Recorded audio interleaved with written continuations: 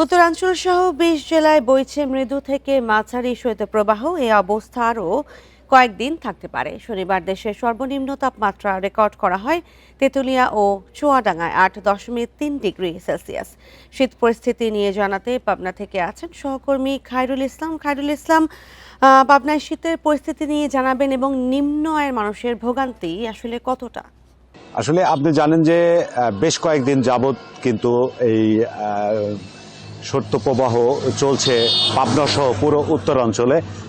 গতকালকে পাবনার ঈশ্বরদী আবহাওয়া অধিদপ্তর সর্বনিম্ন তাপমাত্রা রেকর্ড করেন ৮.৮ ডিগ্রি সেলসিয়াস এবং আজকে সকাল ৬টায় তা পরিমাপ করা হয়েছে ১০ ডিগ্রি সেলসিয়াস। এই তাপমাত্রা ১০ ডিগ্রির নিচে নেমে যাওয়ার কারণে কিন্তু প্রচণ্ড কনকনে ঠান্ডা কিন্তু অনুভূত হচ্ছে। আর এই প্রভাবটা পড়েছে নিম্নবিত্ত যে খেটে খাওয়া মানুষ রয়েছে তাদের উপরে।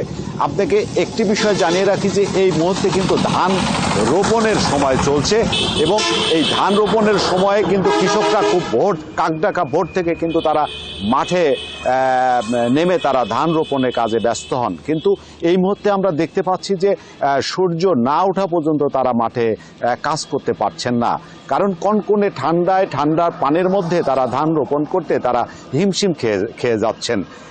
অন্যদিকে যেমন খুব সকালে যেমন রিক্সা ভ্যান চালক যারা খেটে খাওয়া মানুষ রয়েছেন তারা কিন্তু কাজে বের হচ্ছেন না এবং রোদ না ওঠা পর্যন্ত তারা আসলে ঘর থেকে বের হচ্ছেন না। এর প্রভাব কিন্তু পড়েছে যে পাবনার আপনি জানেন যে বিস্তীর্ণ চর অঞ্চল রয়েছে, এখানে অসংখ্য মানুষ ইট ভাটা সহ কৃষিকাজে জড়িত রয়েছেন এবং সেখানে কিন্তু কনকনে ঠান্ডা এবং হিমেল হাওয়ায় সেসব এলাকার নিম্নবিত্ত এবং অসহায় মানুষরা কিন্তু চরম ঠান্ডায় তারা কিন্তু কাহিল হয়ে পড়েছেন।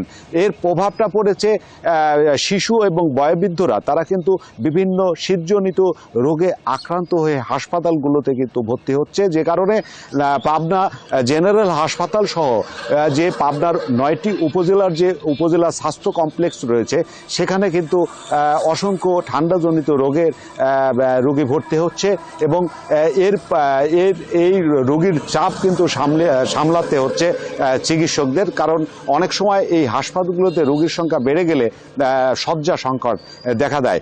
আরেকটি বিষয় হচ্ছে যে নিম্নবিত্ত এবং অসহায় যে মানুষগুলো রয়েছে এর জন্য জেলা প্রশাসন এবং উপজেলা প্রশাসনের মাধ্যমে তাদেরকে শীতবস্ত্র বিতরণ করা হচ্ছে, কিন্তু চাহিদার তুলনায় তা অপ্রতুল এমনটি কিন্তু আমাদের কাছে খবর এসেছে। আসলে সব মিলিয়ে যে পাবনার বেশ কয়েকদিন যাবৎ কিন্তু কনকনে ঠান্ডায় জনজীবন কিন্তু বিপর্যস্ত হয়ে পড়েছে। এই ছিল আমার কাছে পাবনা থেকে শীতের সর্বশেষ। পাবনা থেকে শীত পরিস্থিতি নিয়ে জানাচ্ছিলেন সহকর্মী খায়রুল ইসলাম।